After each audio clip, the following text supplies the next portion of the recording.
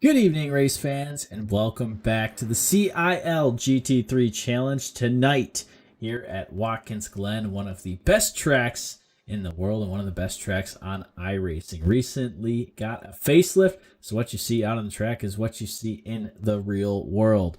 Joining me up in the booth tonight, as you've heard him in the past, he's back again. It's John Price. And John, thanks again for joining us up here.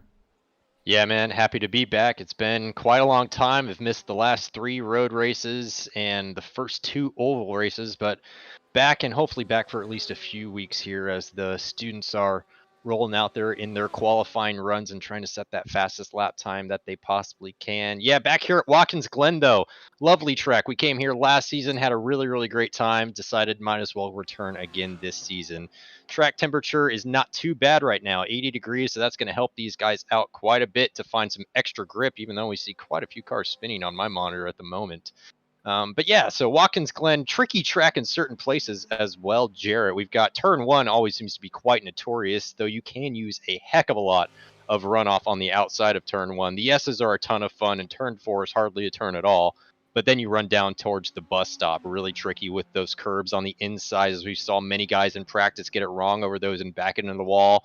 And then down towards turn 6, really easy to get the car over-rotated on entry there. And then the toe of the boot section that NASCAR does not run, but we are, of course, running here tonight up through turns 8, 9, 10, and 11. A tricky corner to bring you back onto the main straight. It's a challenge, Jarrett, but I tell you what, I'm looking forward to seeing how these guys handle it here tonight.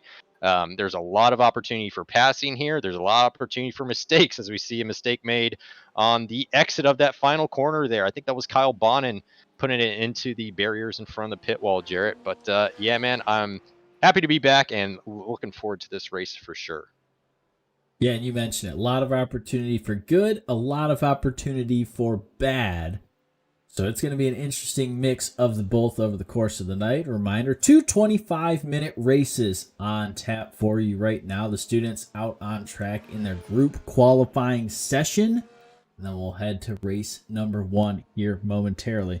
And now joining us is our second member up in the booth here tonight. It's Christian Hill joining us. And Christian, how's it feel to be up here with us? Hey, how you doing? It's pretty good. I'm happy to be up here. And you might have seen me last season on the track. Not competing this year in road specifically, so excited to come on up. Yeah, so Christian joining us. You're going to hear him over the course of the night as well. He talked about Watkins Glen being one of his favorite tracks as well. So I think a sentiment over the course of the booth, and it's that Watkins Glen going to be a ton of fun here tonight. Last week we were at Belle Isle at Detroit. Santi Perez had a little bit of trouble in that race, missed a braking point, alt F4 as quickly as he could, and the ghost of Santiago Perez became immortalized in CIL history. But tonight, a different story. Sean Campbell up there at the top spot, racing the Ferrari here tonight. And guys, we remember that car changing rule. So Sean Campbell will go to the back of the pack once again and try and make his way up through it. John? Yeah, we've never seen that be an issue for him before, save for a couple of unfortunate internet issues a race or 2 ago. But barring any unfortunate outside circumstances such as that, I fully expect to see Sean Campbell with at least a couple podiums in the bag, if not 2 first-place finishes here tonight, Jarrett. I mean, this driver is he continues to impress at every opportunity whenever he's in the car. Currently a half second up on his best time over Nick Daly, who is at the front of the alumni pack. The alumni went out there for the first half of qualifying, the first 11 minutes. The second set of 11 minutes goes to the students to set their times, and they're out there doing that now. But yeah, Nick Daly technically in second place on the grid when we come to the start here. And Sean Campbell, if it weren't for that car change, he would be starting in pole position, dare I say, even with 30 seconds here left in qualifying. But on board with Sean Campbell now. See him getting it ducked down into that last turn there and just right up against the wall to start one more lap here, a flying lap. We'll see if he continues. It looks like he's going to take an early dive down into turn 1. Yeah, I think he's aborting this lap. Doesn't think he's going to be able to improve at all. So we're going to go on board with Ryan Whitlock down here into the chute here at the bottom of the boot. It's a nice climb up the hill, again, down to a pretty tricky right-hander. Actually got to get it slowed down fairly quickly, but before we get the chance to get to that, it is the end of qualifying. So we're on to the first of 2 races here tonight, a 25-minute heat race to start us off with, Jarrett. Let's see how this one goes. We've got Sean Campbell is going to not lead the field away, of course, because he's going to have he's going to drop to the end of the field, in fact. But Sean Campbell would have had the pole otherwise. It now is inherited by Nick Daly from UTA, Alexander Klenk in 3rd, Hagen Johnson in 4th, Carl Lemkool for St. Louis in 5th, another alumni out there. Thomas Toomey in 6th position, matching his number 66 car number pretty well there. Matthew Norberg is in 7th position, Kyle Bonin in 8th, Cohen Evans in 9th, and George H.D. Nimmer, new face to our league here, is going to roll off 10th. Ryan Whitlock from the University of Alabama at Huntsville, he starts in 11th. Rahul Oleneni from Michigan Tech in 12th. Carrying on down your starting order, Nicholas Patinella from Robert Morris University rolls off 13th. Thomas Crump from Clemson will start in 14th. Another Clemson driver, Andrew Williams, takes the green in 15th. Ricky Paz from Valparaiso University in 16th. Andrew Burrell, another driver rocking the Clemson Orange Rims, starts 17th. And Austin DeLong, Penn College of Technology's driver, starts in 18th. Zach Zaldivar from Southern Illinois University starts 19th in that 105 machine. Nick Stockner from Clemson University will start in 20th. Athena LeClaire from St. Clair College rolls off 21st. Jeremy Milnerin from Purdue in 22nd. Zach Lindler from Clemson rolls off 23rd. And Ethan Walters from The Ohio State University starting in 24th. Gavin Keithley from Minnesota Twin Cities rolls off 25th. And Juan Pantoja from Ball State University rolls off 26th. Evan Puckett and Ted Burns round out your 28 car field here tonight. John?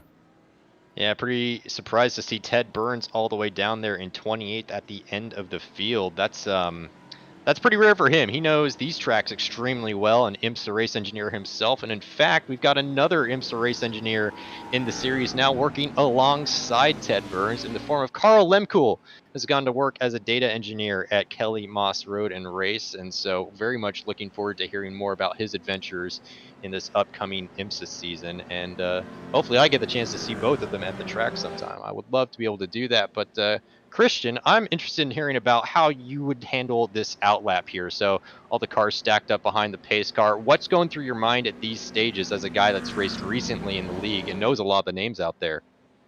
Yeah, so I mean, you've seen those the top 10 names. They're normal top 10 names. Sadly, obviously, Sean Campbell being dropped down because he likes to change cars. Not a shock, but I assume Sean kind of likes a challenge, so he might do this on purpose. I'm not really sure. Pace laps are interesting because with iRacing, you never really know what to do with your tires, if you should warm them up, if you should not. In my case, I kind of go through like a pre-mental race check. This is the kind of time where it's a slow drive. I can kind of check myself in, like think about what I'm going to do, how I want to start the race, and specifically who's around me. If I know they're more of a dangerous driver, more of kind of someone who will try to get ahead of me real quick, maybe I'll slide back a bit, seeing if they might be a little dangerous or not. I just kind of think about where I am, give myself a bit of space, while we're doing it, and then right at the end, I kind of like to tighten up a little bit. All very good tips indeed, and I'm sure these drivers are exercising many of those. I've always found weaving doesn't help a terrible amount in iRacing to get heat into the tires too quickly. Brakes actually, supposedly, according to a certain Reddit thread I was on earlier, seem to actually work better than weaving, but I'll leave that to the iRacing gurus out there to tell me the truth on that one. But guys chatting over the radio quite a bit there in the game there, Jarrett, and I'm wondering what they're discussing. Probably a little bit of start strategy there.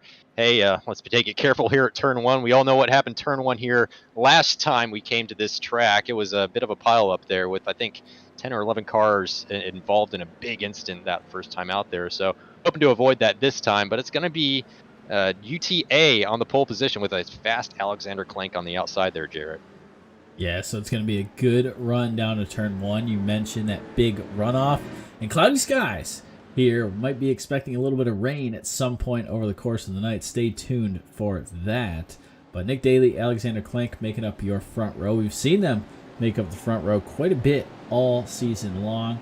But yeah, that big runoff and then that rejoin after turn one, it could get hairy. So here we go. Out of that final corner, that Porsche pace car going to take that right-hand turn down pit lane. Black clouds in the sky and a green flag in the air. And we're underway here at Watkins Glen. Nick Daly leads that hard-charging 28-car field down towards turn one. Daly gets a good little jump there. Clank will slide on in second place. And the leaders, top two, safe heading into the S's. John? Looks like Norberg has made up a couple spots off the start there, so great movement for the NC State man there. Clank hard on the bumper there of the UTA machine. Daly's got a lot of pressure behind him from that other Audi. He's going to defend down to the inside before they get to the bus stop, the only move he has available to him. Couldn't quite see if there was a big accident there in the background. It looked like coming through the S's, there was a massive calamity, much like we saw in IMSA earlier, I think maybe last year or so, maybe that was Carrera Cup. Either way, very recently in real life, we saw a similar situation there, but a lot of cars involved there. Looks like George Nimmer involved there, a couple other Clemson machines. I'm not quite sure what all kicked that off. I'm sure we'll review it here, but it looks like this Husky machine gets into Cohen Evans. Cohen's taps the barrier, the Audi taps the barrier on the left-hand side, and then the track is just blocked there at the front. So tragedy strikes. That's a properly blocked track there, Jared. Jeez. Boy, yeah, it is. But the front guys make it out alive. So it's going to be interesting to see how this shakes things up. You can see that big gap, that 10-second gap between 7th and 8th on the left side of your screen there. That's going to be that second half of the field. We'll see if these top guys can run away. All single file. Alexander Clank made his way to the front. Nick Daly right behind him. Hagen Johnson back there in third. Hagen Johnson, no stranger to the front. He's been the Clemson driver that's got them in the InnoVetted Labs victory lane. So he's trying to look to do it again here at Watkins Glen. Coming to the end of lap number 1, and Alexander Clank will lead them to the stripe. Nick Daly shortly behind. And further on back, Sean Campbell making his way out of the final couple corners. Looks like he has survived that melee in the S's, and he sets his sights on that lead group. John?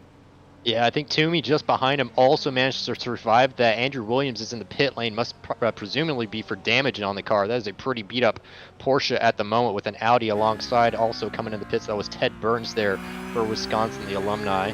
And yeah, so Toomey and Campbell both making it through there too. Title contenders that we want to see battle with the top guys in this race, but they've got a 10.8 second gap from Ryan Whitlock of University of Alabama at Huntsville all the way down to Campbell there in 8th place. So we'll see how long it takes them to close that gap up there, but I'm sure that we'll see a little bit more action. If not between Whitlock and Campbell, definitely between Toomey and Campbell, I would expect at the least. But yeah, Clank getting by Daly on that first lap here as we're watching Carl Lemkuhl come down here into the boots section. Got that Audi on board for you here. Turn it up a hill, very tight corner actually, deceptively tight, but you can get on the throttle extremely early here and use all of that little extra concrete they throw out there on the side for you, very conveniently placed there indeed. But Christian, from that initial instant that we saw there with Cohen and the Husky driver there getting into each other, what's your take on that one? Do you think Cohen gave enough space? Do you think the Husky driver washed up the track a little bit too much? What do you think?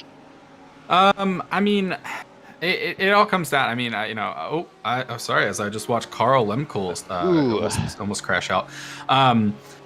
I don't really know. I would have to go back and watch that again. Definitely, it was very close. The one driver come out, hit the wall, bounce off the wall, and then it had the entire pile up. They were racing pretty well. Let's see if I can see this replay again. Oh, that might have been a net code actually. I think I saw some clean air. There was a second instant behind them actually. These were two separate instants. It looked like. And how about that? Unless you were lucky enough to kind of squeeze by, almost no driver could get through that kind of unscathed, or just slam on your brakes and hope no one plows into the back of you. That's kind of one of the worst. You may not have been involved in that first initial accident, but that doesn't stop anyone from slamming in the back of you if you hit your brakes trying to avoid that. Yeah, that looked like in the second half of that, a Clemson car getting turned by another Porsche a little bit far out for me to make out the livery on that. But yeah, two separate incidents in the S's leading to A lot of first lap outs. Let's see, we've got Ethan Walters looks to be out. George Nimmer, Pat Nella, Thomas Crump, Williams, DeLong, Leclerc is back on track, I believe, but it's going to be a long way down. Zaldivar also back out on track, and so is Gavin Keithley from Minnesota. But it looks like Evans, Bolaneni, and Andrew Burrell and Jeremy Millerin are the final 4 cars out of that instance. So back on the track here, we've got Carl Lemke with now a damaged Audi after making some contact with the wall last lap by, trying to hang on to the back of the cars in front. Ryan Whitlock just in front of him, and then Kyle Bonin just in front of this group here. So leading this pack of 3 as they follow and try to catch up to Matt Norberg. They've opened up a 2.5 second gap from 4th down to 5th place at the moment.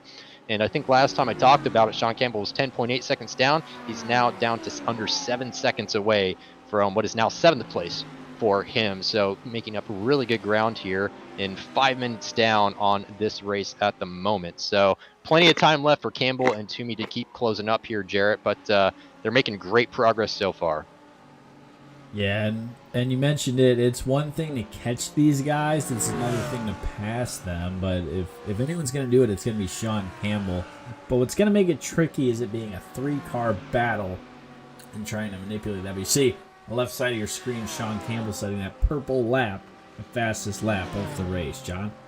Yeah, as we see a attempted pass here into the bus stop there, the NC State machine of Matthew Norberg on the outside, and Hagen Johnson able to get it locked down on the brakes on the inside of there. Great defense from Hagen Johnson. Defended the move very early there coming out of the S's. It's really the best opportunity to do that, and has now stretched out a little bit of an advantage actually over Norberg. Norberg's going to have to work up some more momentum and close back up underneath that rear wing of the Mercedes. Not too many guys driving the Mercedes this season. In fact, this is the only one in the field here tonight driven by the Clemson man himself. But 3 seconds up the field from these two guys is an alumni battle. Reminder, the alumni and the students are scored separately despite racing on track at the exact same time in what are effectively the exact same cars. There's no weight penalty or anything for the alumni, but it's a lot like a Pro-Am category in actual IMSA racing here. So Clank and Daly battling it out in 2 Audis at the front of the field. We didn't quite see where Clank got the pass done on Daly at the start of this race. On lap 1, it looked like he was going for the pass coming out of the S's up to the bus stop. So I'm wondering if he got it done there or just after, maybe down in the boot section of Watkins Glen. But either way, they're staying pretty tied together here at the moment. 0.3 of a second between them, and that is the closest battle right now. We love to see it though, Jarrett. A close battle for first. I could watch this all night. Oh, most definitely. And what's so fun about Watkins Glen is so much drafting opportunity. So you might get away for a moment, but then that second driver going to reel you right back in. You'll see it right here on board with Nick Bailey. The amount of suck he's going to get from the car in front of him. Get right up to that bumper and through the bus stop. One of these tricky portions Christian talked about. Taking the curbs very aggressively is Daly. Clank. A little bit of trouble over the curbs. And we're taking all this in. 7 minutes into a 25-minute race. Hey, where am I faster? Where am I not as fast? And Daly looking very quick as they head down toward the boot. Christian? Yeah, actually, so, you commented on Sean dropping that fastest time. And as you said that, he dropped another fastest time. He's dropping another 0.2 seconds off of his time. So he's just getting faster and faster as this kind of goes on. So Sean kind of running down Carl, and specifically Carl with a now damaged car. I think he's going to catch him sooner or later. Yeah, I think I would agree with that one. Carl's dropping off the back of Ryan Whitlock. Not too quickly, but quick enough to become his next, Campbell's next target very, very soon here. Jarrett, one thing I noticed riding on board there with Daly a moment ago, I really liked his lines through the 2.5 corners or so that we watched on board there. He had some very tight entrances, seemed to know exactly where the front right corner of the car was, and was able to use that to his advantage. We see a move here. Matthew Norberg looking down the inside of the second to last corner. No gap there. Hagen defended down. It's a very fair defense, I would say, from Hagen Johnson there. He had all of the right in the world to be there, and now he's going to get that nice toe. Norberg is down this main straight here, down through the S's. This could set up another passing opportunity into the bus stop, Jarrett, so we'll have to keep an eye on that. And Kyle Bonin, not too far behind these guys. Kyle Bonin winning one of the races here this season so far, so we know he's got the capability within himself to do that. It's a matter of, does that Porsche have to draft these guys and get back up there? He's currently sitting there in 5th 4/10 behind these guys that are now a tenth apart. This is that overtake option that I mentioned earlier.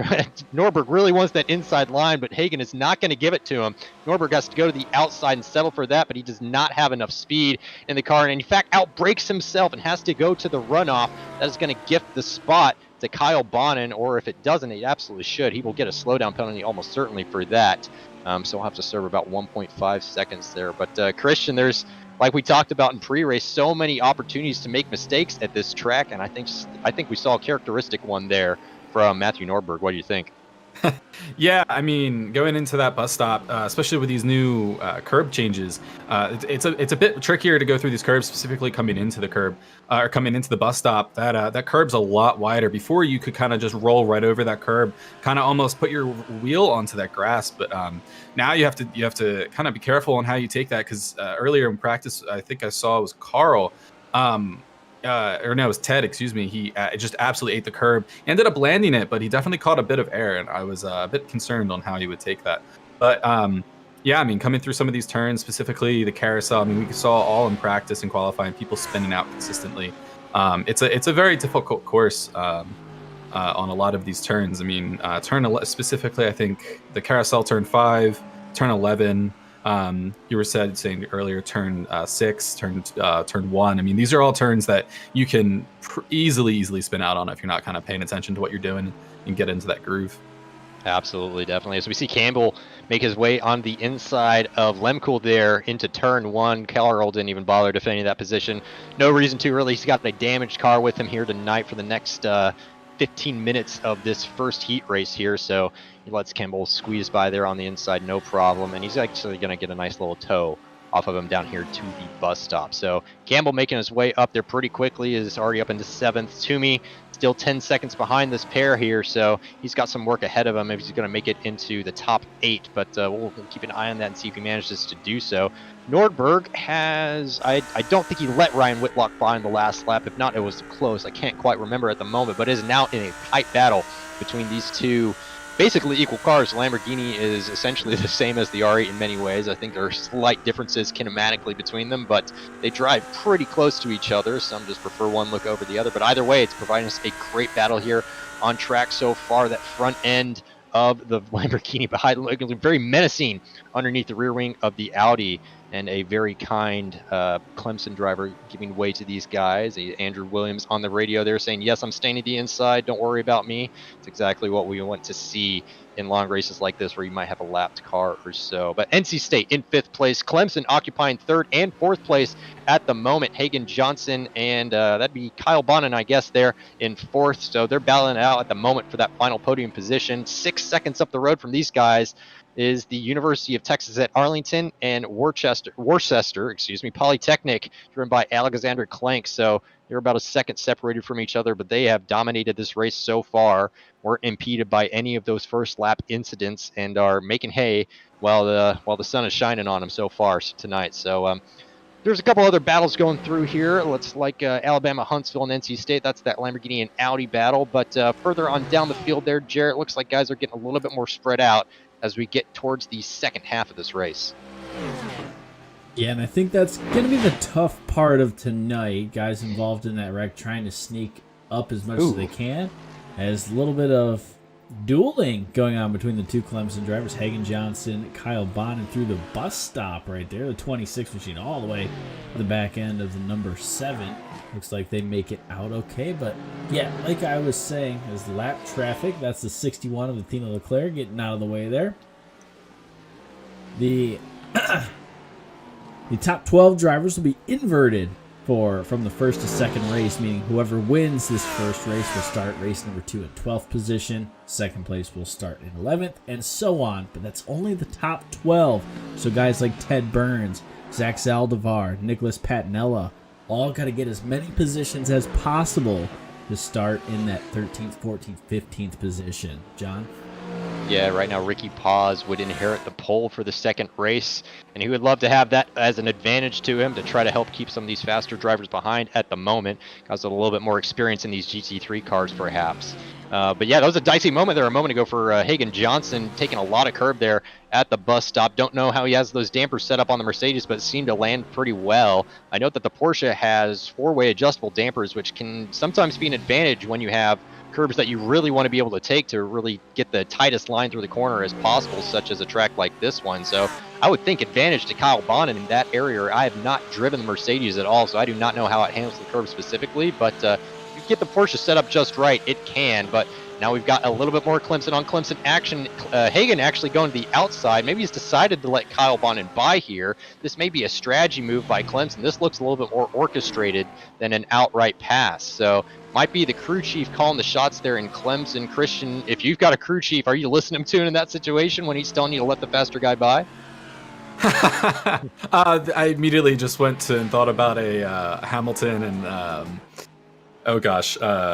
his name's dropping from me now, but I'm not really sure. I mean, it all depends on the situation, what I was doing, but at the end of the day, if I'm trying to score for points, yeah, I think I'd be a bit of a team player, specifically if I know that their driver is a bit better than me. But if I personally know that maybe I just made a mistake earlier, I might not let him by. I might just be like, it was one little mistake. Maybe he gained a little bit of time on me, but I personally think I'm a better driver. I might not let him by. I don't know.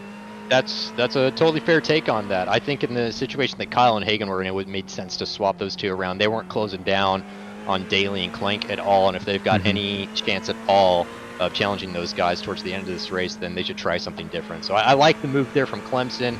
We'll see if it works out for them. This could be, I'm thinking 2002 Austria. I think it was Schumacher and Barrichello that swapped places, and then Schumacher gave it back to Barrichello, and he couldn't make any inroads on what he was trying to do there. So we'll see if these guys do the same thing or not, but either way, these guys are racers. I wouldn't be surprised if Kyle still tries to hang on to it either way. Sean Campbell, meanwhile, made his way past both Ryan Whitlock and Matthew Norberg, is now into the top 5 here, Jarrett, and 1.5 seconds off of Hagan Johnson. These Clemson guys are going to have a little bit of a challenge coming up here. And you saw the move right there on your screen. Sean Campbell waits, stalks his prey, and then goes for it. Gets it done. Tricky part of the track to do it, too, there in turn 1. You got to really set the car up, set that pass up, and you see him flicking the brakes, getting that Ferrari rotated through the carousel, one of the tougher corners on the track. But yeah, Hagan Johnson, Kyle Bonnet in his sights. Just under 10 minutes to go. We'll see if he can make up that gap all the way to the leaders. It's going to be a tough one. 8 seconds after he sneaks by the Clemson drivers, if he sneaks by the Clemson drivers in these next couple of minutes. Christian? Just watching Matthew Norberg really quick. Ryan Whitlock's kind of right on him in the back. It's going to be an interesting kind of battle between this. Specifically, I just got some of my paints loaded, but Ryan Whitlock with that interesting livery. But something I've been thinking about is if I'm Paz, would I want to just kind of not even try to pass Pinto and stick with 12th? Maybe I can just run away with first. Is there some type of strategy to staying in 12th? Is there some, in getting that kind of reverse grid, or do you want to get as far as up as possible? That I think there might be some strategy to that, as a matter of fact, Christian, because depending on if you're in 11th or 12th, you'll start longitudinally speaking on basically the same part of the track, but you will either be on the inside or the outside. So it depends on if Paz wants to be on the inside for turn 1 or on the outside. I think that Daly was on the outside and had to defend down a little bit for Clank trying to sneak through on the inside at the start there. So Paz might want to move up a position if he wants that inside line into turn 1. I don't think that's at all a bad idea, but either way, he's got locked down at the minimum 17 seconds behind him to Nick Stockner. So at the minimum, if Paz isn't starting first, he's probably starting second. So he's got a good chance in front of him for that second race here. So we wind down to just over, I think, 8 minutes left here in this race or so. And yeah, it's heating up here at the front with Clink and Daly pretty close together on track still. These guys have been tied at the hip for all 11 laps of this 25-minute race so far. These two Audis must be set up almost identically. We know Sean Campbell likes to produce setups for all the guys trying out the different GT3s each week. I'm wondering if these guys are on the exact same setup, because, Jarrett, they look evenly matched everywhere on this track. They certainly do, and We've seen it from guys week in and week out in these GT3 cars, providing that close-knit racing action all race long. And it's so fun that we do it in 2 25-minute segments, too. And I think that's going to play a little strategy as well. If you're Nick Daly, you're Alexander Clank, you're seeing how the other guy's driving, what is quick, and now you know where that turn 1 or that lap 1 incident came. And it wasn't in turn 1, it was up in the S's. So guys might be a little more careful in race number 2, but you also might be a little more aggressive there in that second race. So it's all playing a factor. But I tell you what, Nick Daly all over the back bumper of Alexander Clank, trying to take note of where he might get this pass done. And while Daly sat there, I think Clank's having a good little shot. He has not had to defend just yet. So is Daly saving his stuff, or is Clank just a little bit quicker in that number 13 Audi? We'll have to wait and see. John? Yeah, wait and see indeed. I think another inherent advantage of running like this together like these two guys are at the moment, they're going to start 11th and 12th in this next race if they finish in this order. And what that'll mean is that Daly knows how Clank's going to race that next race. And so if there's a lot of traffic in front of them, which there will be another 10 cars in front of those guys that they'll want to clear to move up to the front, they can help each other to do that. Now that they've raced for 12 laps together like this, they can trust each other a little bit more and try to work together, if anything, to get towards the front of the field. So I think there's a little bit more advantage there. So we see Campbell going for a move on the inside on Kyle Bonin there. Kyle washing out a little bit wide on that outside defense for Campbell. Didn't quite make it down to the apex all the way. But Campbell, another one down. Actually, Bonin trying to come back at him here on the inside into turn 7, I believe. Campbell's going to try to carry a lot of speed there on the outside. Has manages to do so. Great trail braking action from Campbell. That's the only way possible to keep the front of the car hooked up in a situation like that. But Campbell just showing why he has won this championship before, and he wants not only a podium, which he's got already, but he would very much like a win here tonight, Jarrett. I don't know if he's going to do it in this first race. 4 minutes to go here. We'll try and keep you abreast of when that white flag flies. Most likely on the next lap here, but back up to your leaders, Alexander Clank, Nick Daly.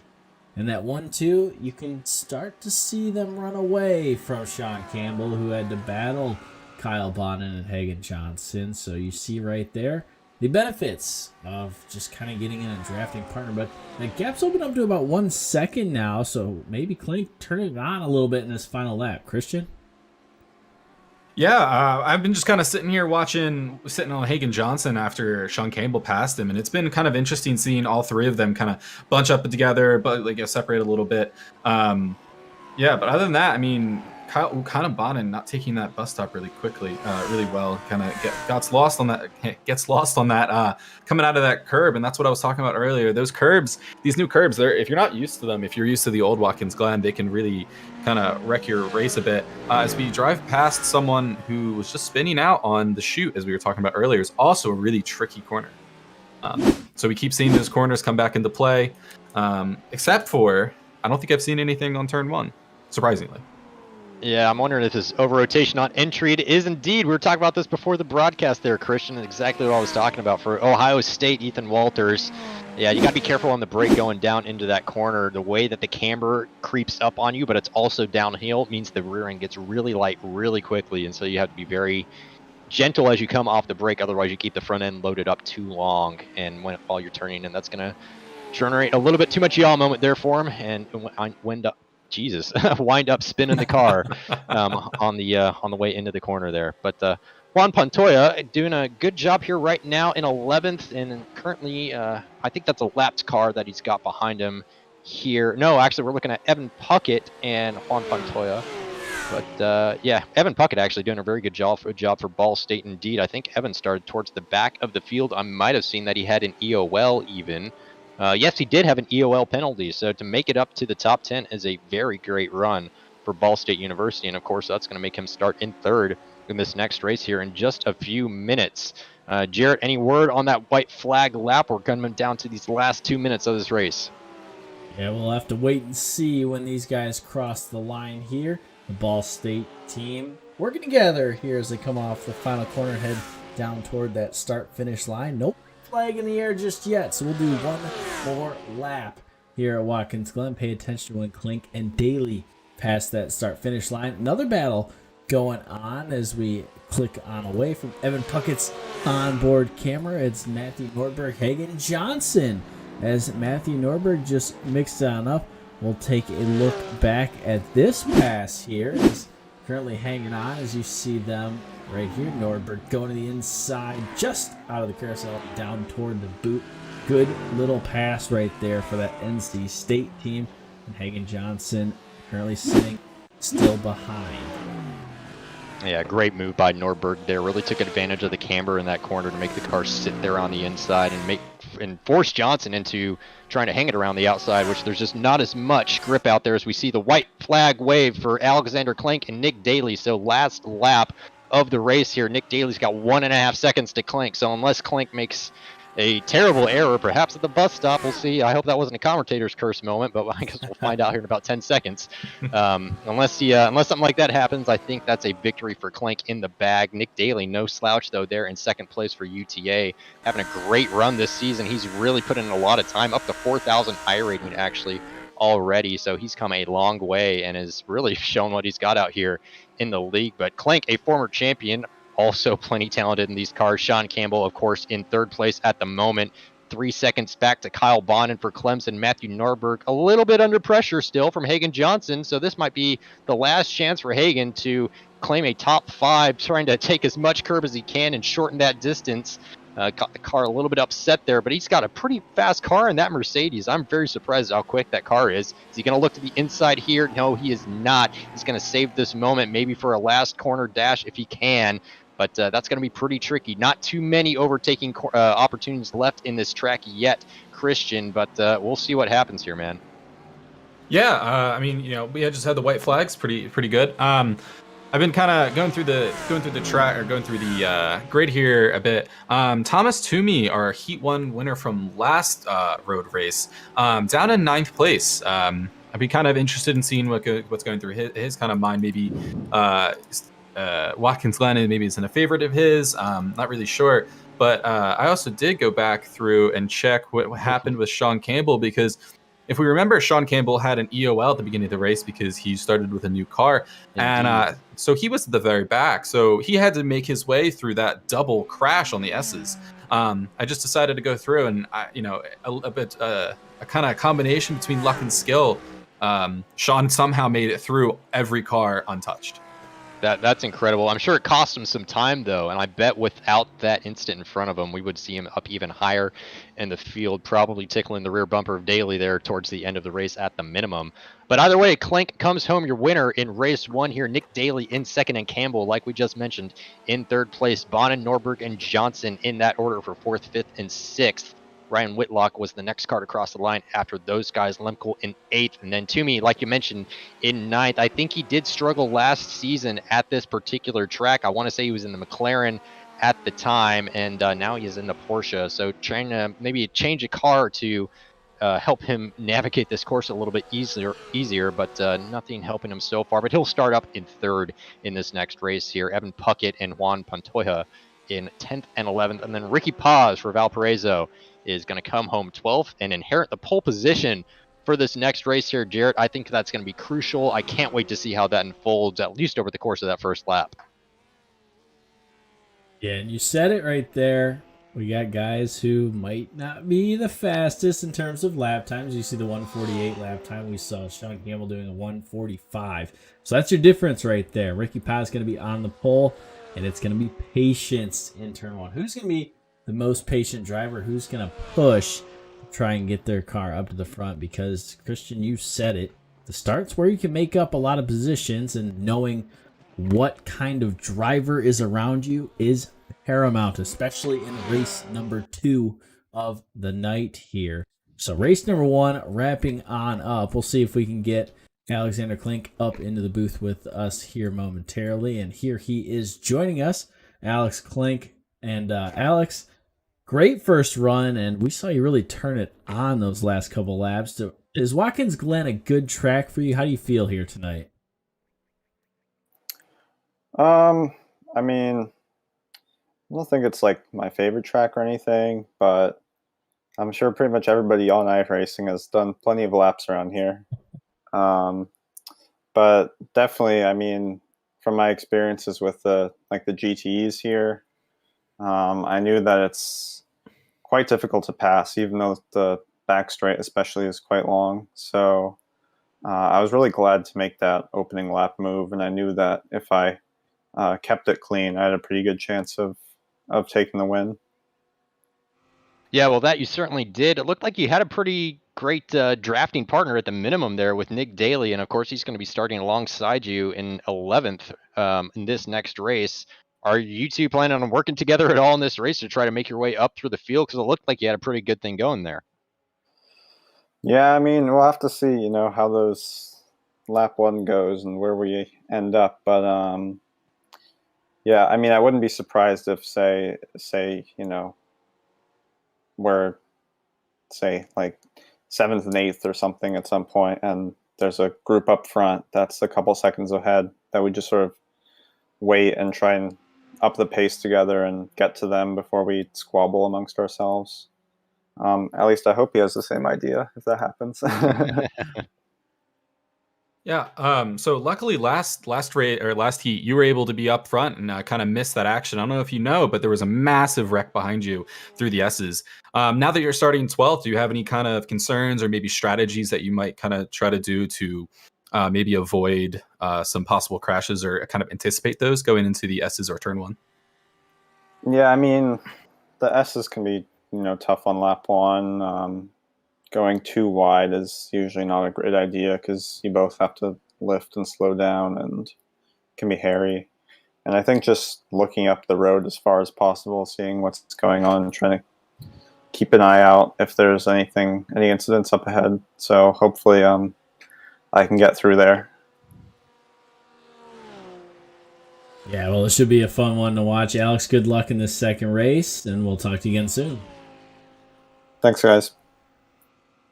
So Alex Clink from WPI right there, and you heard it. Just kind of some uncertainty of what's going to happen, especially in the S's in turn 1, and I think that provides that little extra fun kind of dynamic here in the second race. And guys like Sean Campbell, Hagan Johnson, guys you don't normally see in the tail end of the field, having a battle through traffic is always fun, especially a track like this. You guys have said it multiple times. Tons of passing opportunities, but you got to know when to do it. We saw it in the S's. It's tough to pass in the S's, John. Yeah, it is tough to pass in the S's. I appreciate the normal excitement level that I've come to know and love very much so from Alexander Klink there. Totally just won the first race. Already focused on the second one, not even thinking about that anymore. We got some work ahead of us. So I appreciate the strong work ethic from Klink there for sure. But yeah, I think Klink had a major point there in that while there might seem to be a lot of passing opportunities, it's not as cut and dry as that. There's still quite a bit of challenges to it. Into the bus stop, if they defend to the inside, it's really hard to make it around the outside there. It's almost impossible, I might say. We've seen it done before, but it takes a certain kind of situation for that one to work out best for both drivers at the minimum, if not one guy goes spinning off over the curbs. But then down in the boot, there's still some passing opportunities. But again, if they defend down the inside, the outside just doesn't seem to provide a lot of grip at many places on this track. So if you can get your car to the inside, I think you've got yourself a good shot. If you're on the outside, and sorry, man, that's going to be a tough one for me. But there's plenty of opportunities left to come here in race 2. 30 seconds left in this 5-minute warm-up before we get going here, and another 25-minute race with that top 12 invert we've talked about so many times here tonight. Going to put Ricky Paz on the pole for this next race. And Christian, we're going into this next race here like we've talked about. And what are you looking for on this first lap? Do you think guys will have learned their lesson from that incident that we saw about 15 laps ago or so? Or what do you think the situation is going to be this time going through the S's? I definitely think they're going to be more careful to the S's. They might take turn 1 a bit harsher because they were able to kind of do that cleanly through the first section. Though, as I watched Ted Burns again for the second time, kind of spin out in that chute. I saw that earlier in practice, and I just saw it earlier. I just saw it now in warm up. So hopefully they can kind of get the hang of that. Jarrett? Yeah, so Ricky Paz going to be on your pole. We'll run you through the grid here momentarily. But first, let's take a look at some of the drivers from the CIL who will be participating in the eNASCAR College iRacing Series on your screen now. Santi Perez, Ricky Paz, Derek Jennings, Kenneth Talbot, Austin Farr, Hagen Johnson, Edwin Onefre, Athena Leclerc, and Thomas Toomey, all drivers from the CIL who will be participating in the eNASCAR College iRacing Series. You can tune in February 24th at 8 p.m. Eastern on enascar.com/live. They'll be at Daytona, where it's no holds barred at that race. John? Yeah, man, that's awesome. I'm so happy to see so many of our drivers, 9 drivers in total in that series, and some guys from our series that are really strong out there, specifically looking at Perez, Farr, and Toomey. We know all 3 of those guys are really strong on the oval. Perez and Farr have Farr has won 2 championships, I believe. Perez, if he was able to complete the entirety of last season, probably would have had a great run at that championship. So we've got some strong contenders in there, so I'm very much looking forward to seeing what sort of show they can put on in that series indeed. And I'm hearing over the radio at the moment from Thomas Toomey. He just asked, is there a gentleman's agreement to not do that again through the S's this time? So I think guys have this on their mind already here tonight and trying to watch out for them. I like how Clink said that if you have 2 cars side by side, you have to lift. And what he probably meant to say was you should lift. I think what happened there was 2 guys probably should have lifted and probably didn't lift, and then we saw what happened after that. But either way, now we're on to the second race. Ricky Paz in the first position here, going to lead away for Valparaiso State. Juan Pantoja from Ball State University in second. Evan Puckett for Ball State also in third place. So Ball State, maybe a little bit of team orders and a little bit of teamwork at play here in this race tonight. Thomas Toomey in fourth. Carl Lemke for St. Louis in fifth, your first alumni in this second race. Ryan Whitlock for Alabama at Huntsville in sixth. Hagen Johnson for Clemson University, your first Clemson driver here on the field here tonight in seventh. Matthew Norberg for NC State in eighth. Kyle Bonin also for Clemson in ninth. And then Sean Campbell, he's got 9 cars in front of him to claim that ultimate podium at the end of the night. We'll see if that Randolph Community College machine can do it, Jarrett. Yeah, and if he's going to do it, this is the race to do it. But right behind him, Nick Daly and Alex Clank are going to try and stay with the Randolph College driver. And this was the interesting part of the field right here as we go from the front row of last race to 13th from last race. Nick Stockton from Clemson, Ted Burns from Wisconsin, Zach Zaldivar from Southern Illinois. We'll give it another go here in race 2. Reminder, their cars are now fully repaired. They get a fresh car, fresh set of tires, and a full fuel tank if they so choose. Zach Lindler will start 16th, Nicholas Patinella 17th, Andrew Williams 18th, Ethan Walters 19th, Thomas Crump 20th, Athena Leclerc 21st, Rahul Bolaneni in 22nd, George Nimmer 23rd, Jeremy Warner in 24th, and rounding out your field is Cohen Evans, Andrew Burrell, Austin DeLong, and Gavin Keithley. And Christian, I'm going to turn it over to you again.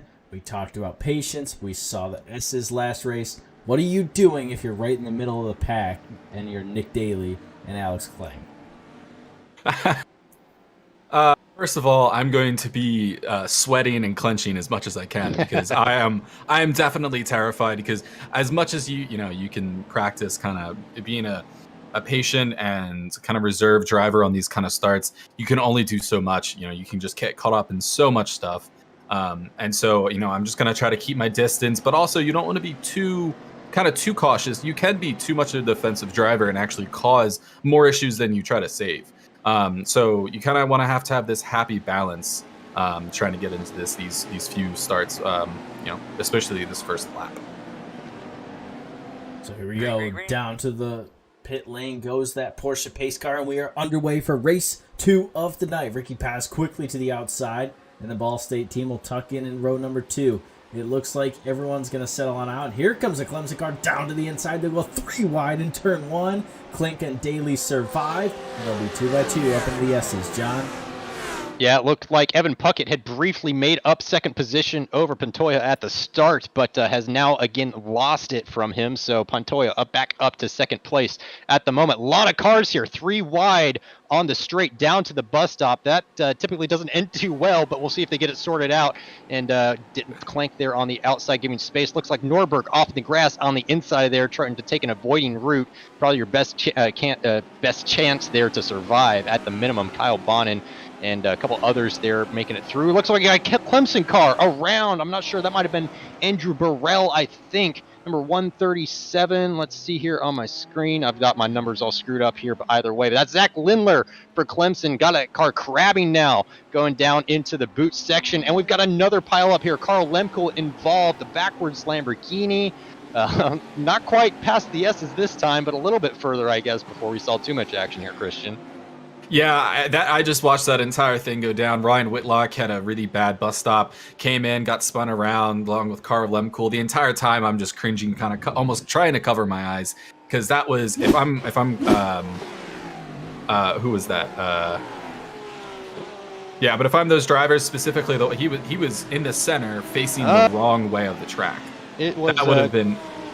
Yeah, it was Carl getting turned a little bit by Hagen Johnson, as a matter of fact. It looked like Hagen had enough space there on the inside, but he just slightly touched that right-left corner panel, and the Lamborghini had nowhere to go. Norbert goes in the back of the Lamborghini, so Norbert's got a little bit of front-end damage on his car as well. Everybody else making it through. Nimber clips the Lamborghini just ever so slightly, denting that front left of the BMW, but looks like most guys made it through there okay, at least. Let's see, where is Campbell at the moment? I don't even see him on my timing screen. So did he start this race? I don't know that he did. He is in the pits at the moment, Jarrett, on my screen. I don't know what's happened to Campbell. Uh-oh. Now let's take a look what happened to Campbell. He did jump to the pits. So let's take another look at what's happened to Sean Campbell. He is in the wall right there, so we'll go even further back and see if we can find what's happened to Sean Campbell. Okay, so he was involved in that melee then. He probably just got squeezed out to the wall, and looks like he's got a broken right front tie rod on that car. But okay, this is a little bit further back once more. So he's here, the Ferrari on your screen in black and red, goes down into the corner. Now it's all unfolding in front of him. He sees Carl spinning and taking evasive action and gets clipped by Carl and hits the wall. So unfortunate for Campbell, but man, when you start back in the field like that, this is exactly what can happen. So we call it a feature, not a bug of the invert, right? It's just this sort of thing will inevitably unfold, but unfortunately Campbell on the wrong side of events there in that particular accident. But Ricky Paz still holding on to the lead from Juan at the moment. The two Ball State guys are having a pretty good time up there. Evan Puckett in 5th as well. Hagen Johnson in 4th, and Thomas Toomey in that final podium position in 3rd on your screen right now in that new Porsche. I haven't gotten a chance to talk to Toomey yet. I'm very curious what his decision making was for choosing that Porsche. I think he was also another driver that got the EOL penalty at the start of the first race for illegal car change. I'm looking back through the notes, and indeed he did. So that must be a recent change for Toomey. I want to know how he finds this Porsche around this track in particular. But either way, Bonin on the outside here, Clank on the inside, the 35 machine of Puckett up top, as well as trying to make it through the bus stop. That was a little bit nip and tuck there, Christian. That was a tense moment. I never like approaching the bus stop when I've got another car behind me, never mind another car right next to me either. Yeah, I've been kind of sitting here watching them for a little bit, and I agree. Going through the bus stop, I mean, going through the bus stop alone, even having someone behind you is nerve-wracking enough. In my opinion, going through the bus stop too wide is just you're asking for a death sentence. At that point, you have the smallest chance of actually going through there correctly with two people. I think I've seen it done once in the entire time I've been racing at Watkins Glen, and it was incredibly slow on both the drivers, and they got caught up pretty quickly. So. Not a great place to attempt to pass.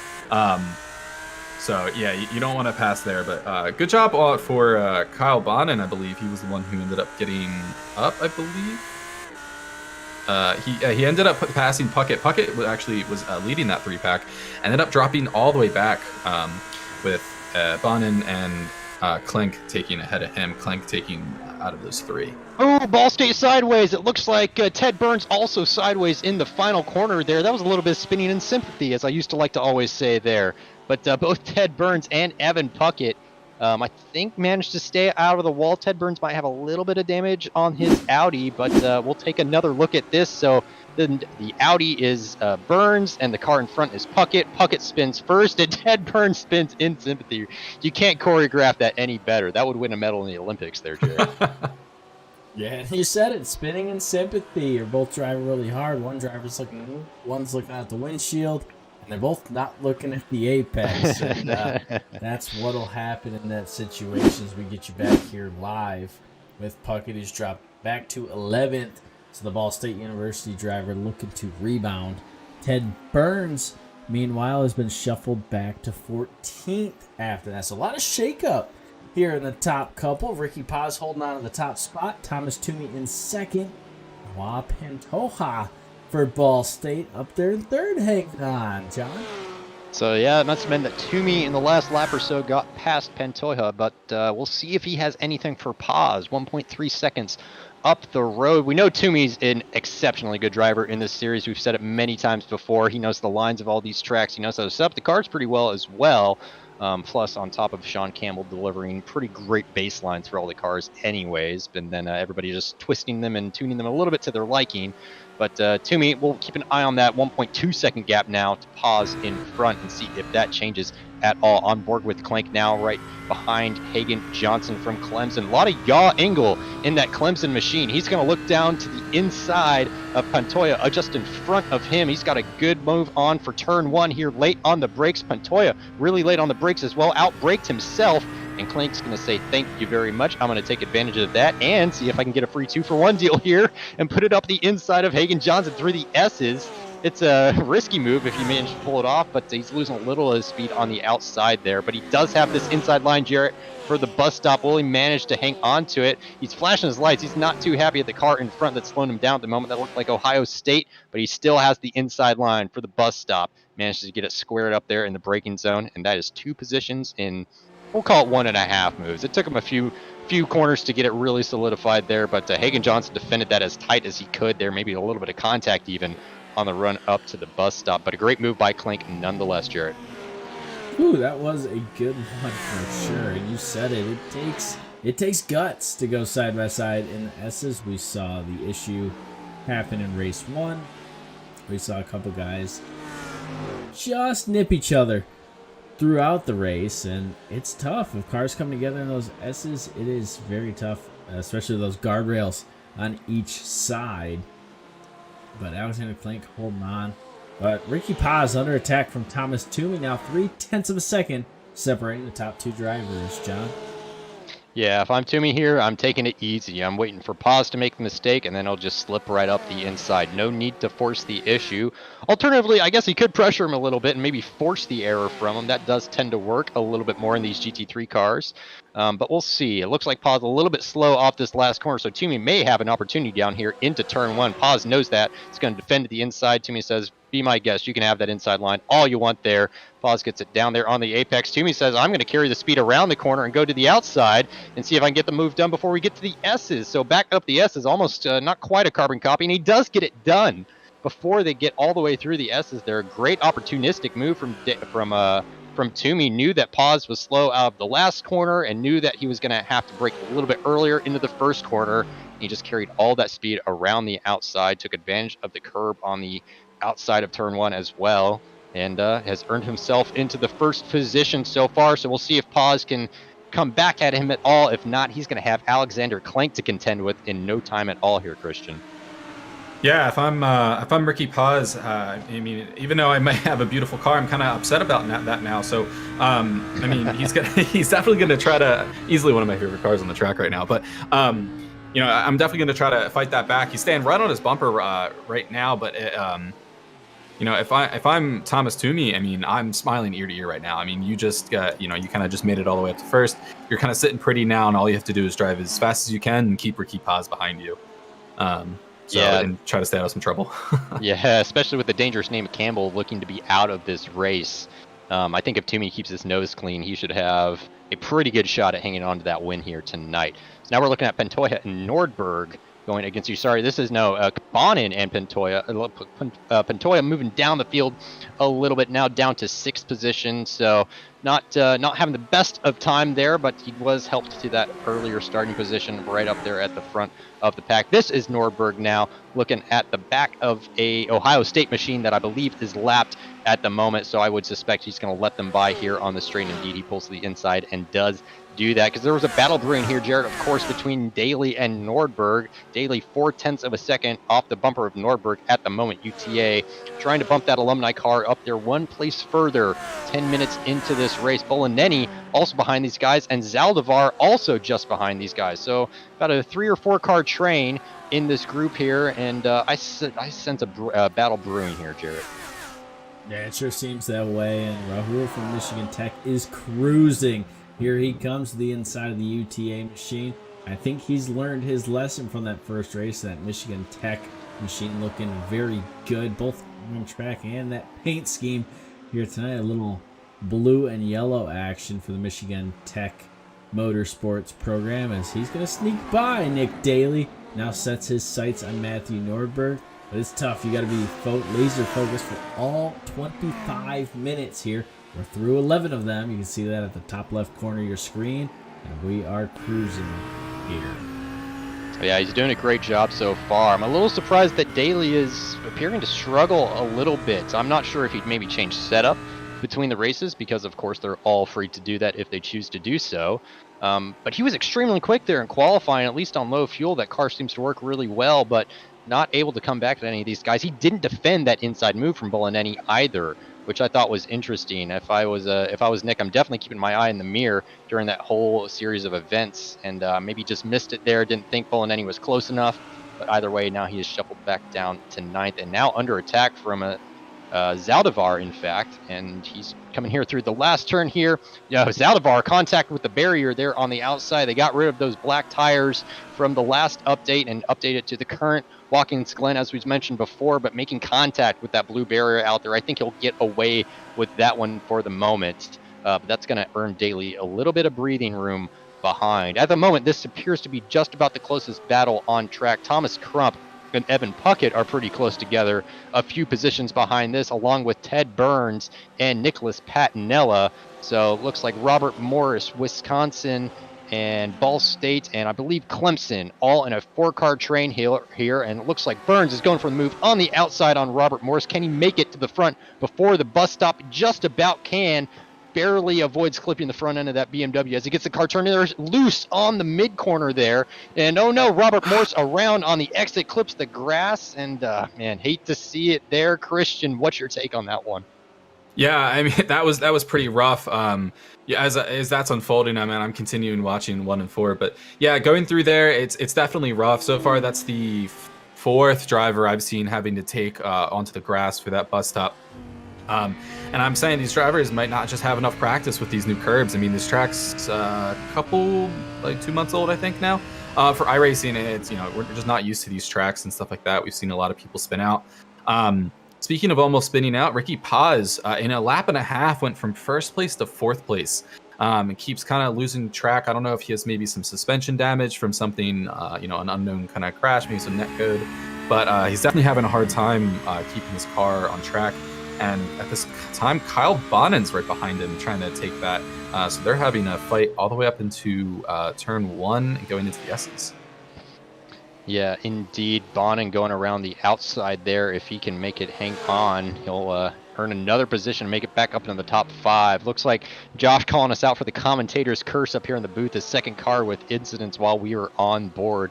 I think that just makes us professional commentators now that we're able to do that to guys while we're watching them. But either way, Bonin not able to quite make the move done on Paz just in front of him. But I feel this one brewing pretty close here. I think we noted in pre-race, Jarrett, that it looked like Ted Burns wasn't able to quite make the car land very well off the curbs in the bus stop. And that's exactly what we saw in that last incident. Coming around right through there, as a matter of fact. I can't believe we just done the commentator's course almost twice in a row on the same corner. But either way, it looks like Ted Burns is struggling a little bit with the car setup. Got a little bit of damage on the front end. But we'll see if he can hang on to that car through the end of the race. Can't quite make it all the way down the apex as Thomas Crump does manage to behind him. But Ted Burns, he knows how to handle a car, no problem. I'm sure he's driven plenty of broken cars as well. And that's really when the race driver earns their pay, is when they can bring a broken car home and at least bring home some points at the end of the night. But on up to Bonin again, trying to make that pass stick on pause. Jarrett, he's had no luck doing such yet, but I feel like this isn't too many laps off. The gap on the left side of your screen has been closing. It was 0.4 of a second. And it came down to 1/10 of a second. And now to 0.3 again. So Paz kind of holding his own right here with Kyle Bonner. We'll hang out with this battle for a moment.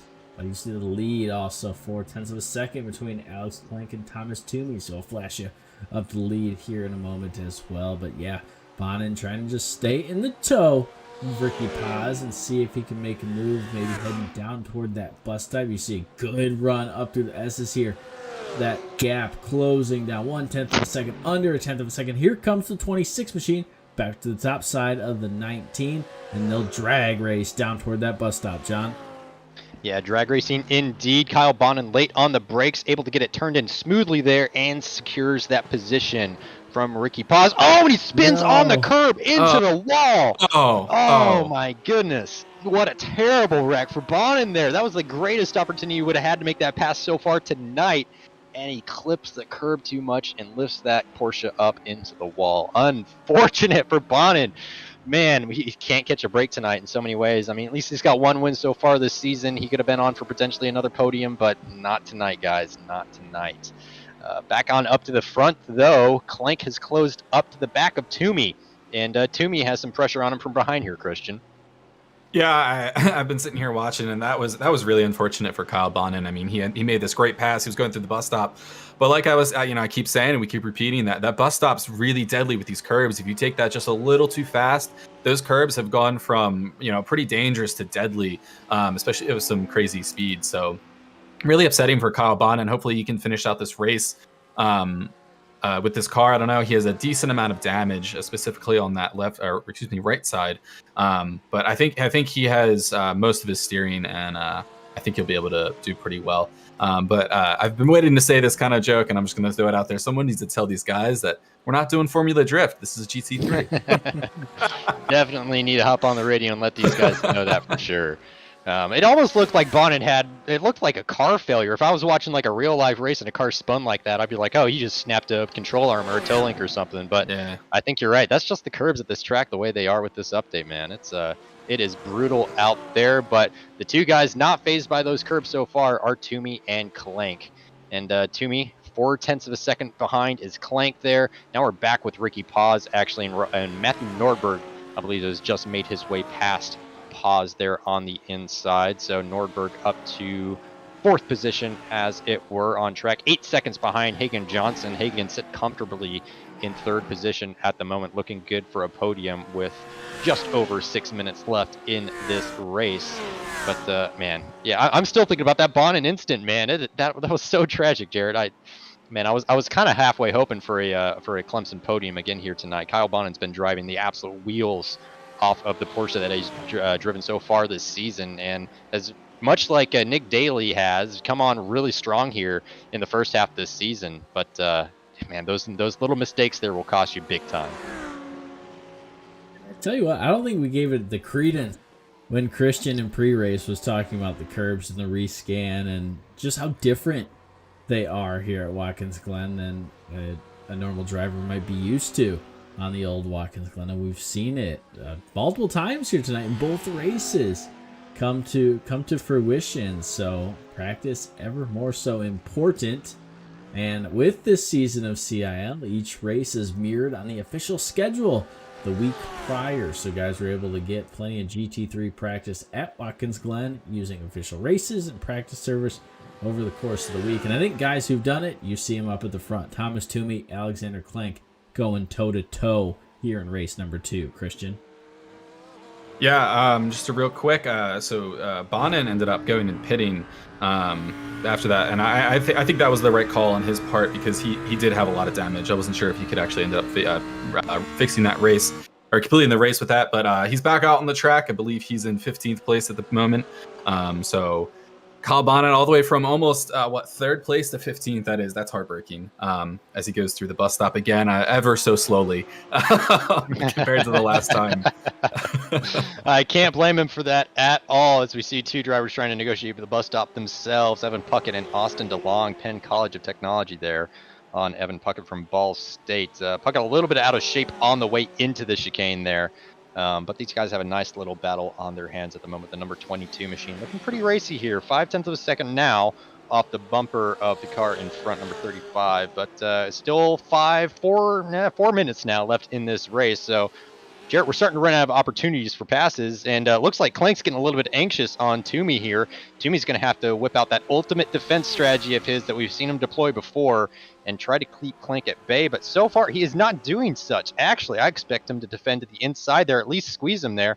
No, he's going to let him go by there. So I don't know if maybe Toomey had a slowdown from a previous corner or not, but that was a very clean pass, but at the minimum for Clank, if not just gifted by Toomey in its entirety. But Toomey is blinking a little bit, so I wonder if these two were talking on the radio and be like, hey, you could blink inside of me at any moment now, and I don't want that to happen. Why don't we just, orchestrate this a little bit more cleanly? I don't know. I would probably still go for the move if I was Clank either way. But Toomey, come on, man. You can't let him have that. You got to keep back out there. And we 0.6 off the car in front now. Clank starting to stretch out a little bit of advantage, but it looks like maybe 2 wins in a row here tonight for Clank. Jarrett, dare I say? Can't believe I just said that. That's going to be a commentator's curse immediately. Yeah, if it's any indication, it will spin Clink around here in the next lap or so. But look at that gap just increase. 1.2 seconds already as Clink is just putting the hammer down. At this point, crew chief got on the radio and told him, let's go. And he is listening. That Audi looking really good here around Watkins Glen in the hands of that WPI driver. Yeah, what has happened to the pace of Toomey? He had great pace at the start of this, and now he's also lost a second behind to Hagen Johnson. So I'm wondering if he maybe underfueled the car and is trying to conserve a little bit here with just under 3 minutes to go.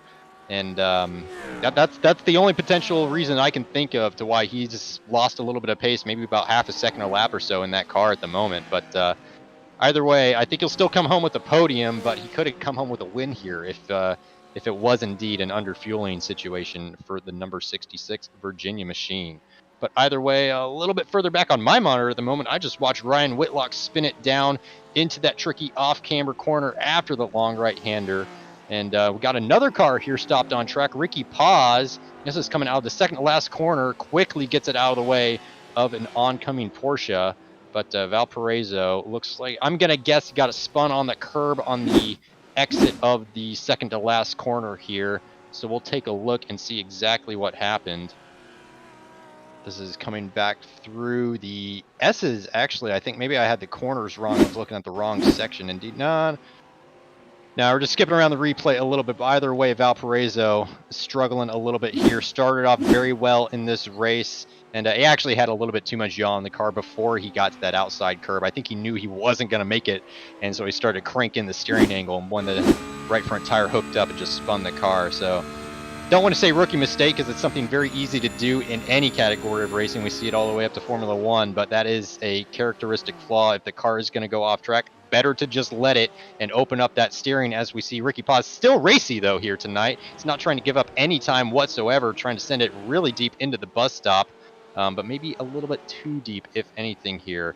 And back up to Clank, 2.5 seconds over Toomey. Jeez. 2.5 seconds from Toomey back to Johnson. Clank is on a mission here tonight. WPI really would like to add another championship to their stable and their host of trophies so far here. Yeah, Ricky Paz. So on that spin out real quick, I mean, I agree. It's better to let that open. And actually, he's lucky that we're racing on this newly updated Watkins Glen, because if we were racing on that old one, he kind of would have been screwed a bit more, because now that's all asphalt. That used to be gravel. So if he did that before, that he would have went right into the gravel, and that's not a good place to be.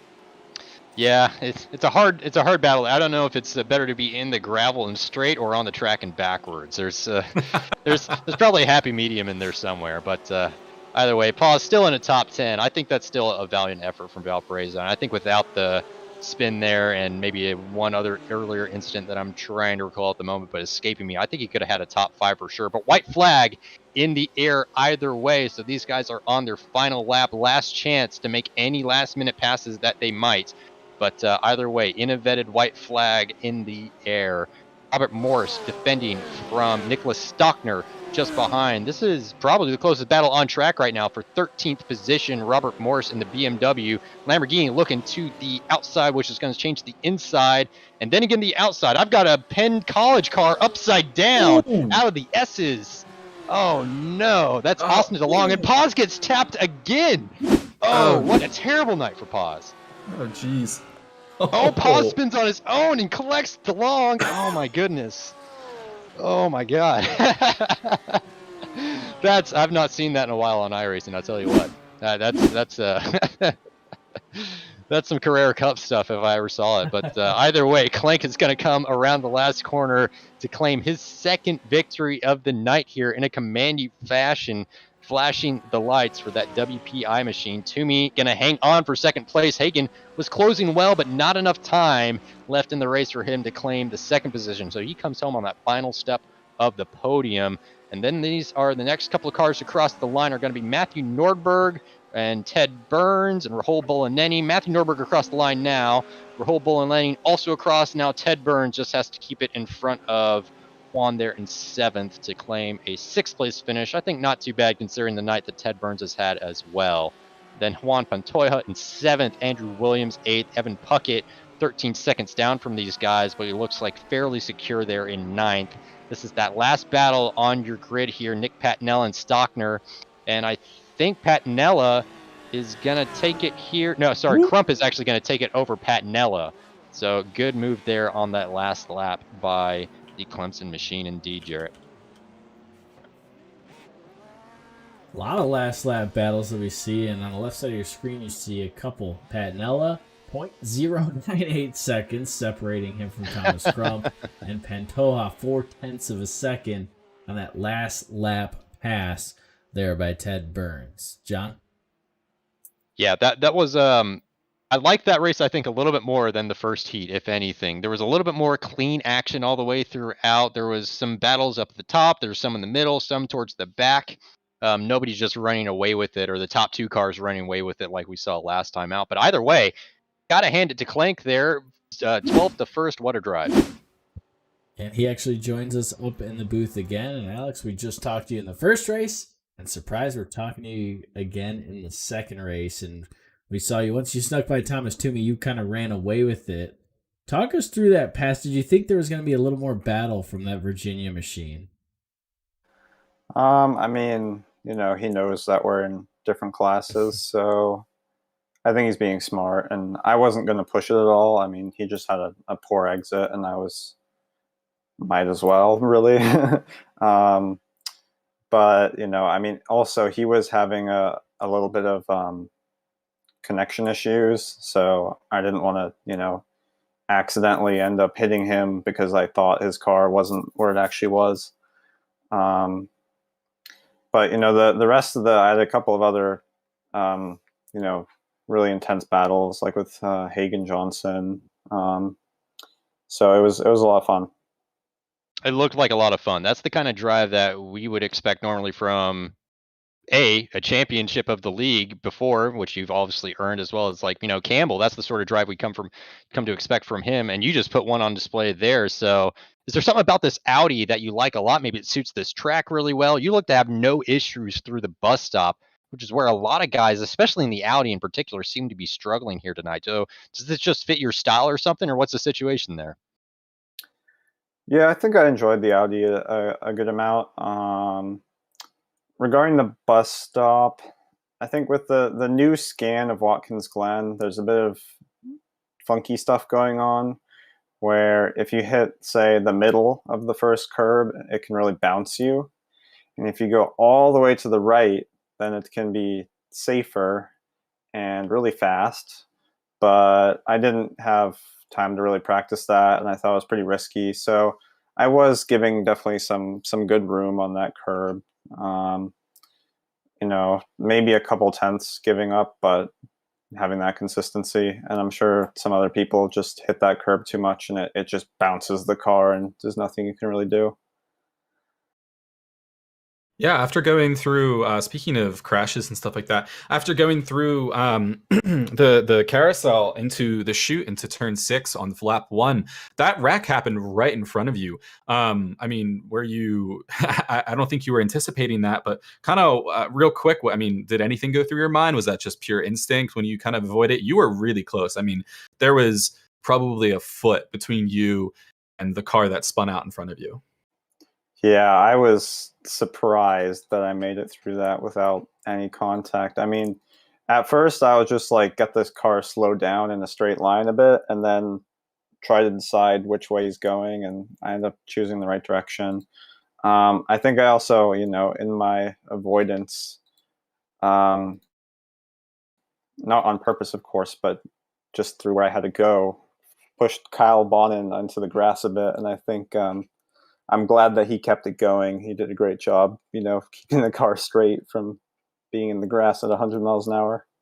Yeah, he was able to keep it pretty straight. So he made a really good save. Both of you did a fantastic job doing collision avoidance. So nice job on that. And congratulations on your second win tonight on the heats.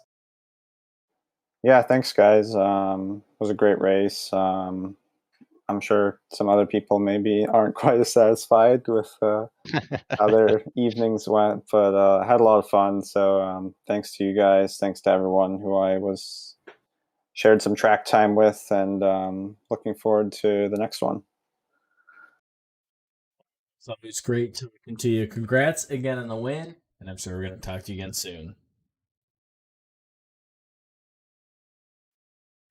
So that was Alex Klink joining us, your overall winner and alumni winner here tonight. John mentioned a couple times over the course of the night, alumni and students on the same track, and that always provides such a cool little dynamic. You see on your screen right now, Thomas Toomey with that green windshield banner, Alexander Klink with that red windshield banner, red the alumni, green the students.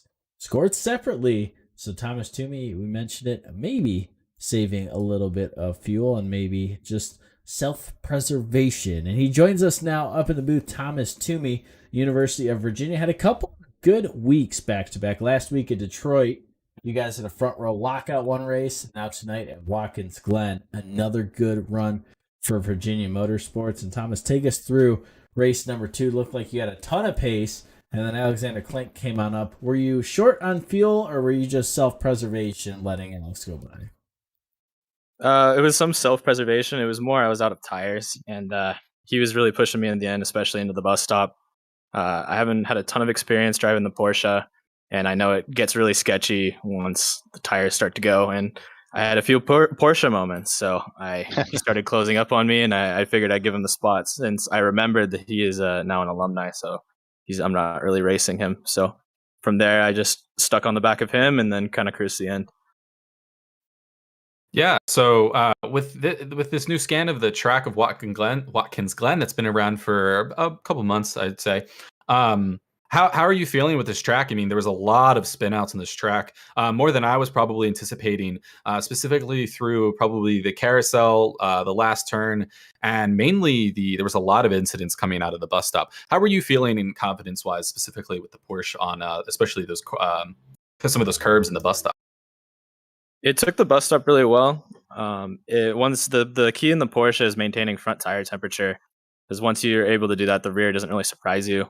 And it's kind of opposite to what you would think. But once I had my fronts nice and worn in, I was really able to push deep into the bus stop. And it has excellent rotation around the corners, especially through the boot and some of those high load areas. So you just gotta let it rotate naturally. If you force it, it's really easy to just spin out. So it's definitely a finicky car, but it's really rewarding to get right.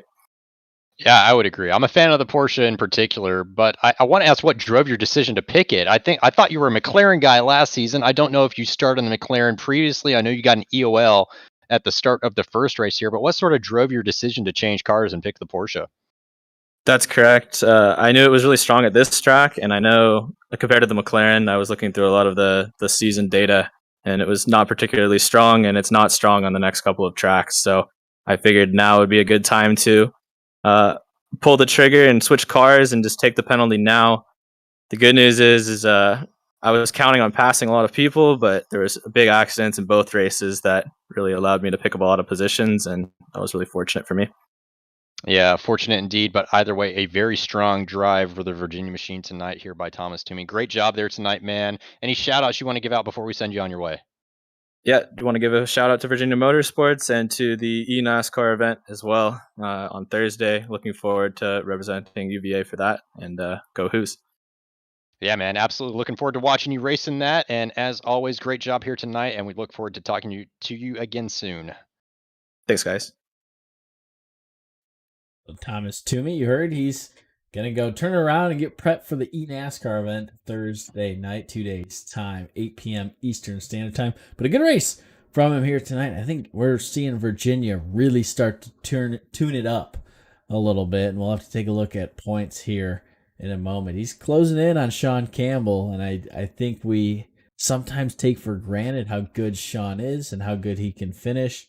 But Thomas Toomey kind of quietly and consistently getting good finishes week in and week out. So pay attention to the 66 machine before this season is said and done.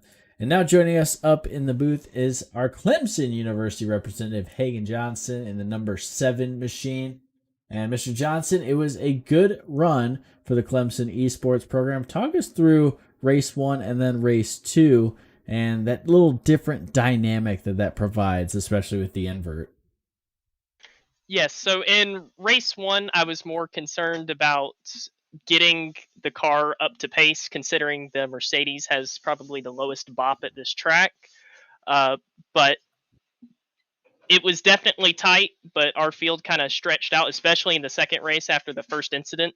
And that allowed me to kind of just run my race by myself. And Clink and Thomas had a little bit extra pace, and I wasn't able to catch them, but still a good finish. Yeah, great finish indeed. I think a podium is definitely worthwhile to be excited about. And while you might say that the Mercedes balance of performance isn't as strong at this track, it certainly didn't appear that way in your hands. You were hustling that thing very well around this track. You had some great defensive moments at times on the inside of corner and really knew how to maintain the lead going into a particular corner at time. Is that just a natural part of your driving style where you're great at defense, or what's the situation there? I would say so. I was able to set the car up for it to be very stable going through those corners, which allowed me to run that inside line and kind of defend my position quite easily. Speaking about running the inside line, I checked back to race 1, or excuse me, lap 1 on the second race. And I'm watching here. You were, I don't want to say you caused it, but you were definitely involved in the incident of that spinning out of Carl Lemkohl on that on turn 6, the chute. Kind of, where do you think he came down on you? What went through your mind, and what do you think happened on that turn? I think that would be more classified as a racing incident. With our cold tires, there was quite a bit of jockeying for position, and it did look like he somewhat may have moved a quarter of a lane down. And with me already on the inside, I didn't have too much room to go. But it's just unfortunate that it happened. Yeah, and we appreciate you for racing here, and it was a great race on your end. So nice job. But do you have any shout outs or anything you want to say before you go on your way? Take your 3rd place trophy. Oh yeah, it's a great finish. We've definitely been working on getting better this season, especially compared to last year. So I think with Clemson Esports, we've been doing a great job of improving. Yep. Yeah, Clemson's really kind of sticking out there strong. So, well, again, thank you for coming on out, and nice job on that 3rd place finish in the second heat. Thank you. So Hagen Johnson right there, one of the multiple Clemson drivers. And it's so cool to see Clemson get better week in and week out. And I know there's been a couple times where guys have joked, hey, the Clemson team, they'll ride in the middle, they'll ride in the back. But Hagen Johnson, Kyle Bonnet, they're really making a good name for that Clemson team here in these past few weeks. And it's only going to get better from here, John. Yeah, absolutely. I mean, you said it when they first came in the league, they were kind of struggling to really make any top 5s, or really Kyle Bono was probably the strongest out of the bunch at the time. But now Hagen has obviously really stepped up his game quite a bit, has found a car that suits his liking pretty well and suits his driving style, like you mentioned. And now he and Kyle are making a really great leadership pair for that Clemson team. And all the guys I'm sure are soon to follow their example as well. So great to see the Clemson team starting to make some inroads at the top of the field. Yeah, so taking a look at the results from race number 2 here tonight. Alexander Klenk from WPI comes home your winner. A 4.5-second gap on the seemingly tireless Thomas Toomey from Virginia. He comes away second. Hagan Johnson from Clemson will finish third. Matthew Nordberg fourth. And Rahul Bolaneni from Michigan Tech quietly finishing top 5. We said early in the broadcast, hey, that Michigan Tech machine looks good and is racing fast. And Rahul with a great drive for that 333 machine coming away 5th. Ted Burns from Wisconsin, again, another quiet drive, comes away 6th. Juan Pantoja from Ball State University. Good for Ball State here tonight. For Juan, he finishes 7th. Andrew Williams from Clemson 8th. Evan Puckett, also from Ball State 9th. And Thomas Crump in at 10th. John? Yeah, Nick Pagnella, great run for Robert Morris, involved in a couple instances that maybe not his fault so much there, but he comes home 11th either way. Nicholas Stockner for Clemson in 12th, and Ricky Paz for Valparaiso University started on the pole here tonight, but unfortunately got a couple spins underneath his belt in the second heat, and he finishes 13th. Austin Long finished almost on the roof of his Porsche there in the Penn College Technology car, but he's going to finish in 14th officially here tonight, one lap down. Kyle Bonin in Clemson also unfortunately involved in a few instances that really pushed him out of any contention for a podium here tonight. He finishes 15th. Ryan Whitlock in 16th for Alabama at Huntsville. Ethan C. Walters for Ohio State in 17th. And then Zach Zaldivar for 18th for Southern Illinois. Jeremy Millerin for Purdue in 19th. Cohen Evans, IUPUI. We normally see him quite a lot further up the field, but I think he got collected by another car on that first lap as well. So he finishes 20. Nick Daly must have been involved in an instant. I can't even remember when it happened. There was so much action in that race, but he finishes 21st. George Nimmer for Southern Illinois in 22nd. Carl Lemkool for St. Louis in 23rd. Andrew Burrell for Clemson, 24th. Sean Campbell all the way down in 25th for Randolph after having to take evasive action and clipping the wall there as they came into the boot section. He finishes 25th. Zach Lindler in 26th for Clemson. Athena Leclerc for St. Clair College in 27th. And then finally rounding out your finishing grid is Gavin Keithley for Minnesota in 28th. Jarrett? Yeah, so a good little run for a lot of these drivers and a tougher run for some others. But that's what's so fun about these 25-minute sprints is if you have a terrible race in race 1, you can turn it around right for race number 2 pretty quickly. That's been a really fun aspect of this new season of CIL here in the spring 2022 season. This is round 4 out of 7 here, and keep in mind that you do get one drop week as well. So Sean Campbell might not be out of the woods yet, or he might be out of the woods for the time being, but pressure starts to creep on knowing you need a good finish. But I think Sean Campbell is going to be kind of the guy to be able to handle that. Christian? Yeah, I mean it was a really good race for all of them. Specifically Alex, I mean that was an awesome race for him. I mean both heats is definitely a winner. And no, I haven't had the chance to look at all the races, but has this happened before? Is this the first double heat winner? Oh no, I believe Sean Campbell first race. Yes, I remember. He's definitely had a bit of an upset this race, along with Kyle Bonin. I'd say those are probably the two, in my opinion, the two biggest upsets of the race. They were having a really good chance, and then just a simple wreck can kind of ruin the rest of your race. Yeah, I definitely agree with that. We expected Campbell to do a lot better here tonight than he ended up doing. Some of it not through his own action, but otherwise he probably was on for at least a win here in one of the races, and through his choice to switch cars at the beginning of the first race, which earned him an EOL, and then he made it all the way up to, I think it was a top 10 in the other one, but then unfortunately had to avoid that accident like we mentioned before. So yeah, tough there. Jarrett, I got to tell you, I mean, first time commentating on this 2-heat format here tonight. I got to say, I loved it. I think this is a great dynamic for the CIL in terms of just more on-track action. No more are we seeing, cars that have, been incident free all night getting lapped by Sean Campbell. So I think that's a nice benefit to the series. But either way, it's just more on track action, gives guys more opportunities. The top 12 invert seems to work really well and gives guys that otherwise are finishing, top 10, but are struggling to get any further than that, a chance to claim a little bit more at the end of the night. So I really like this setup that we've got, and looking forward to next week at Auto Club on the oval side for sure, and then especially in 2 weeks' time, Jarrett, our old favorite Imola. We've seen plenty of great racing there in the CIL before, and looking forward to the return. Yeah, Imola, one of the best tracks I think we've had here in the CIL. So excited to see its return here for the spring 2022 season. But like John mentioned, if you want more CIL action, you're not burnt out just yet, you can tune in 7 days' time, and we'll have the CIL Premier Series, and that's the oval side as they head to Auto Club Speedway for a lengthy race. And I must say, the oval series has been fantastic this year. Lots of green flag action. We've seen green flag pit stops in almost every single race. So it has been a really fun treat there on the oval side. So be sure to check that out if you haven't yet this season.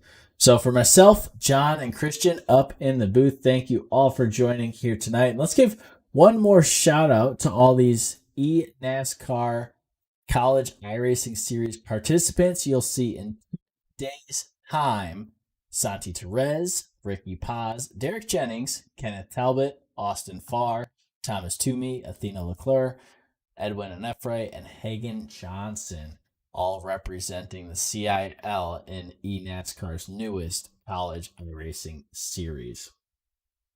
So for one last time from here at Watkins Glen, for all of us who put the CIL together, thank you for tuning in, and we hope to see you again soon. Good night, everybody.